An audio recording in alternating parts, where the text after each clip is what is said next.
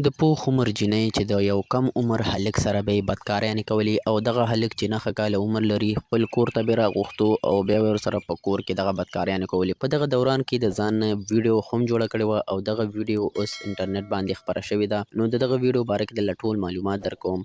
ویډیو راسره تر اخره پورې وګورئ.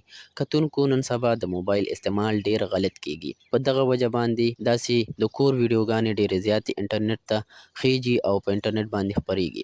دوستانو دغه جینۍ چې په کور باندې ناسته وه او عمر یې پوخ شوی و، پخه پیغله ورته ویلی شو.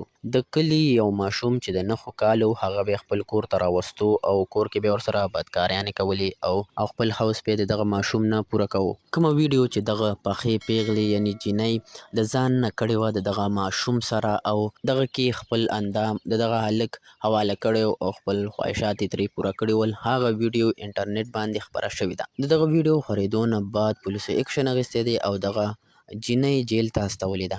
د دغه هلک بیان یې هم اخیستی دی چې دغه هلک ویلي دي چې زه به یې خپل کور ته وغوښتلمه او هلته به یې مانه دغه خواهشات یې پوره کولې او زه به یې استعمالولمه. کتونکو دا واقعه د پنجاب سایډ ته راغلې ده.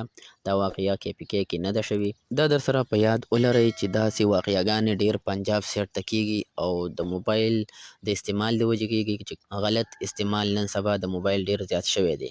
نو په دغه وجه باندې داسې واقعیاګانې او داسې حادثې ډېرې زیاتې مخې ته راځي. دغه پخې پیغلې چې د کم عمر یعنې نهو کالو هلک سره به یې بدکاریانې کولې، دغه غلطي د مور او پلار هم ده چې خپله لوڼه په کور باندې کېنوي او په وخت یې واده نه کړي نو بیا داسې حرکات یې کوي او داسې کارونه کوي.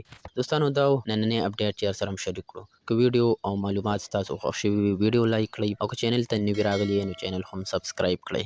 که ویډیو او معلومات ستاسو خوښ شوي وي ویډیو لایک کړئ او که چینل ته نوي راغلي یې نو چینل هم سبسکرایب کړئ.